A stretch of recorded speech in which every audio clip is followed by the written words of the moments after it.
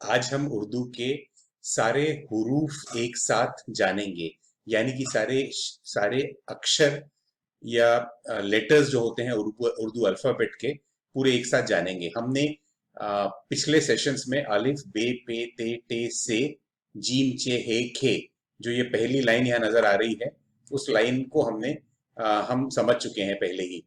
तो अब हम आ, उसके अलावा जो बाकी के लेटर्स हैं उन्हें समझेंगे। और मेरी रिक्वेस्ट ये होगी आपसे कि हर सेशन में जब आप नया वीडियो खोलकर उसे सुनते हैं, उससे पहले अल्फाबेट्स को एक बार जरूर दोहरा लें, अपनी कॉपी में लिख लें। बार बार जितनी बार लिखेंगे उतनी बार आपको आपके जहन में वो उतरते चले जाएंगे और आपके लिए सीखने में आसानी होगी, याद हो जाएंगे।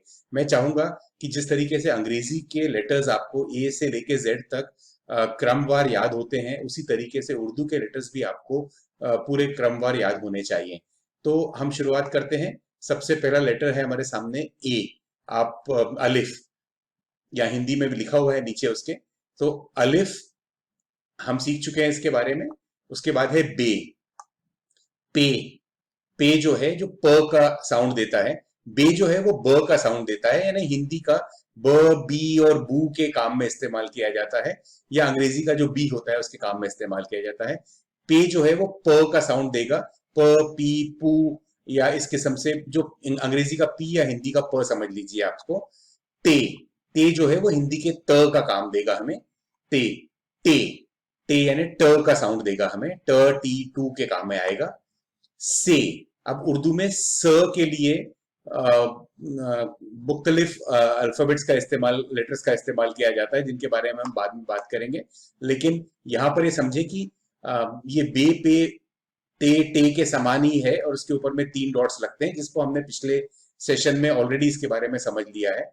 उसके बाद हम लोगों ने जीम चे हे खे, ये 4 भी सीखा था। तो जीम के पेट में एक नुक्ता होता है, चे के पेट में 3 नुक्ते होते हैं।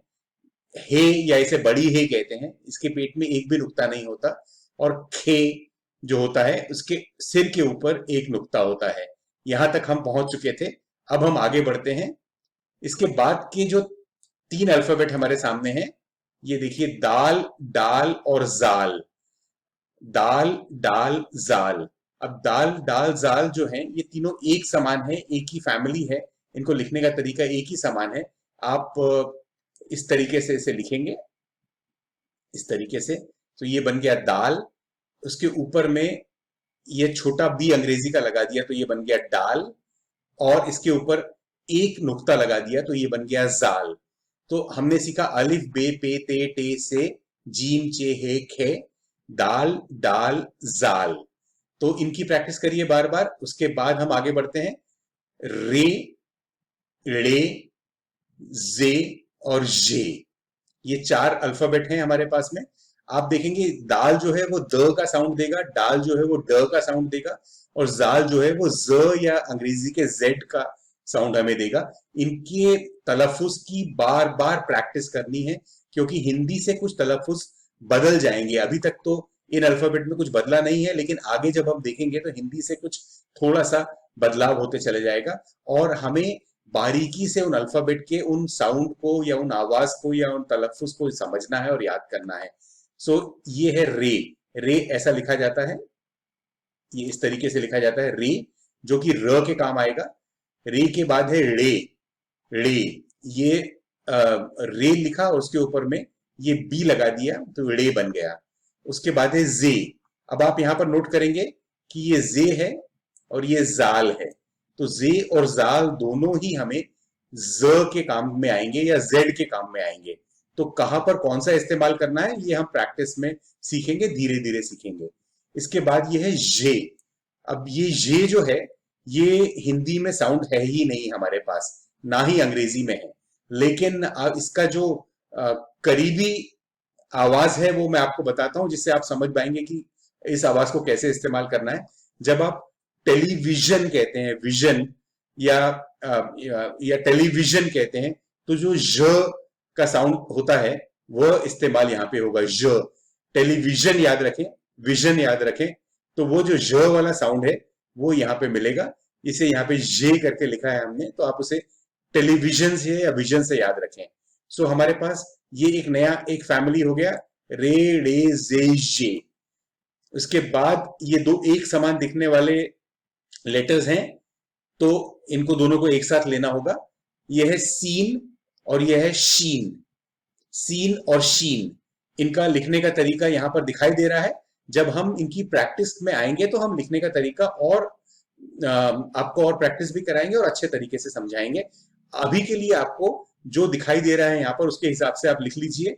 सीन और शीन यानी स और श के लिए इस्तेमाल होने वाले दो लेटर्स है हमारे पास। आपने अगर बारीकी से ध्यान से सुना है तो आपने नोट किया होगा कि यहाँ पर से है और यहाँ पे सीन है।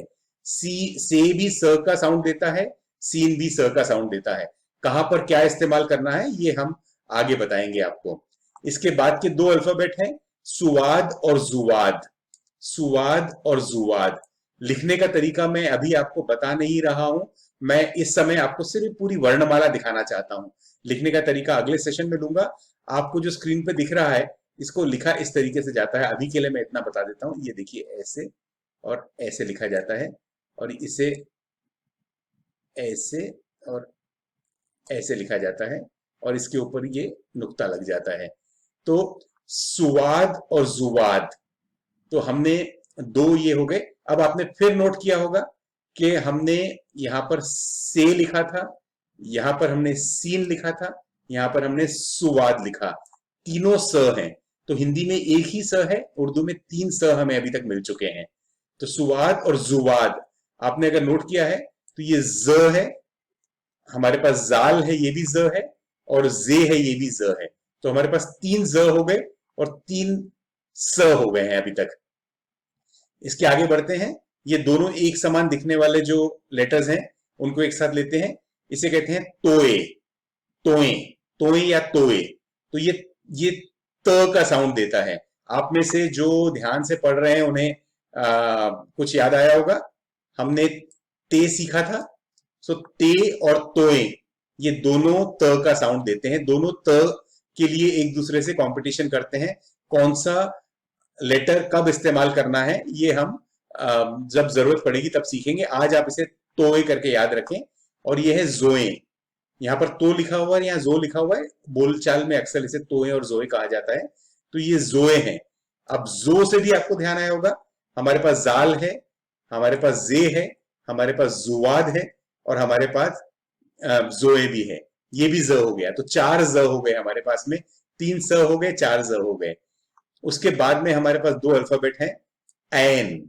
ये एन इसे कहते हैं। एन ये अलिफ के साथ कंपटीशन करेगा। अलिफ से मिलता जुलता साउंड इसका मिलेगा।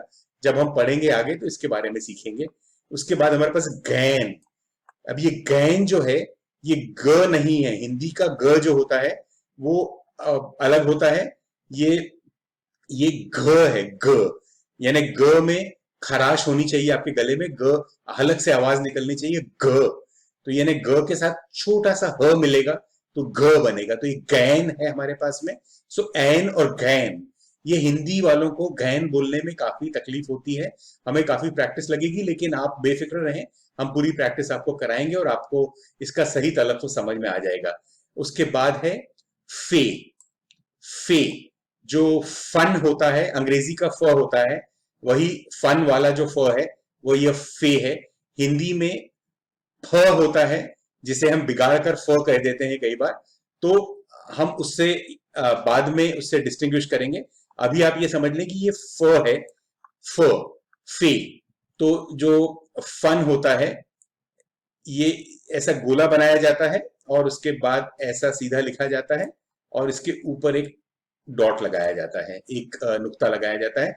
ज्यादा फिक्र ना करें लिखने के तरीके से। लिखने का तरीका हम अगले वीडियोस में सीखेंगे।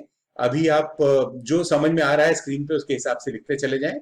तो फे हुआ, और फे के साथ ही उसी फैमिली में आने वाला जो दिखने में थोड़ा सा अलग जरूर है लेकिन उसी फैमिली में साथ में आता है, वो अल्फाबेट हमारे साथ में है जिसे हम काफ कहते हैं, काफ।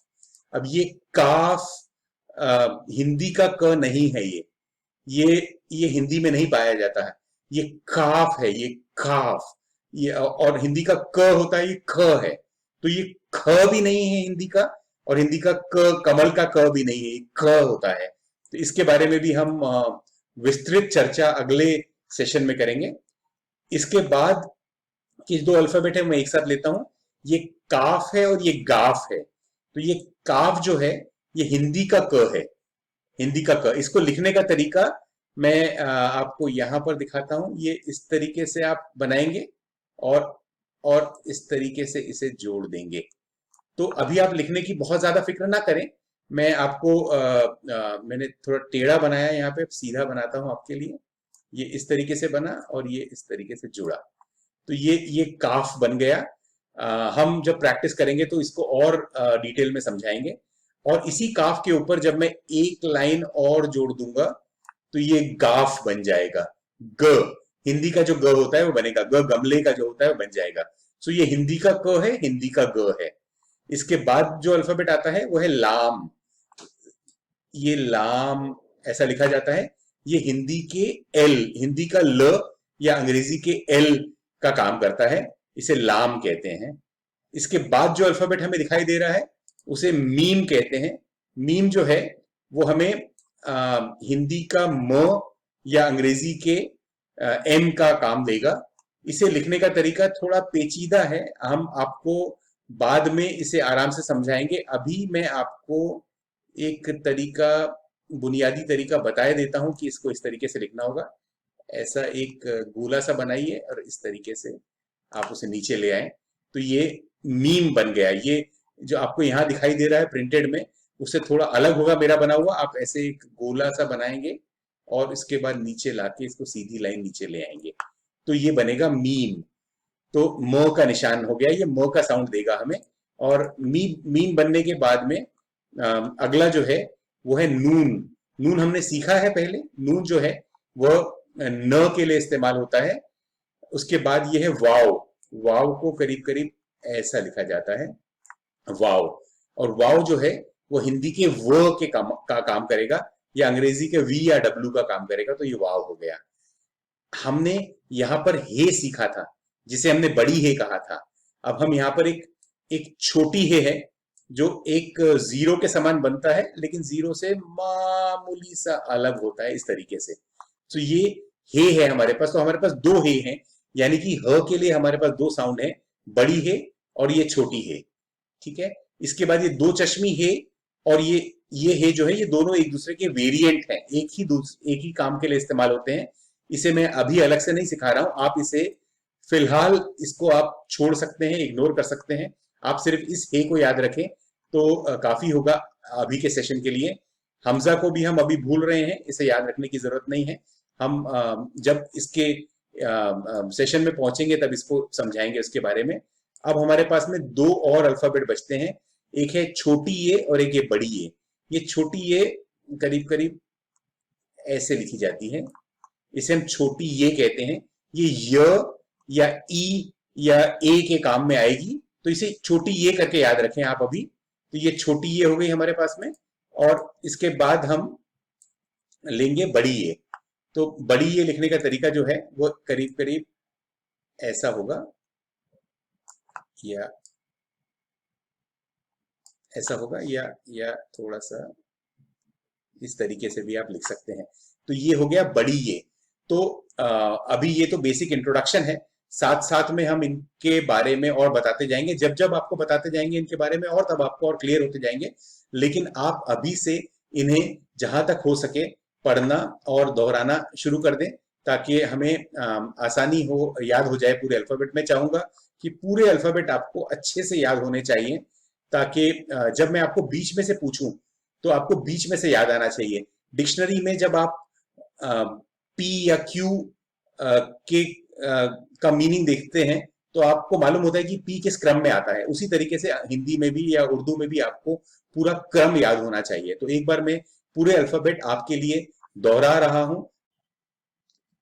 अलिफ, बे, पे, ते, टे, से, जीम, चे, हे या बड़ी हे भी कह सकते हैं, खे, दाल, डाल, जाल, रे, रे, जे, जे, सीन, शीन, सुवाद, जुवाद, तोए, जोए, ऐन, गैन, फे, काफ, काफ, गाफ, लाम, मीम, नून, वाव, हे, बड़ी ए, छोटी ए।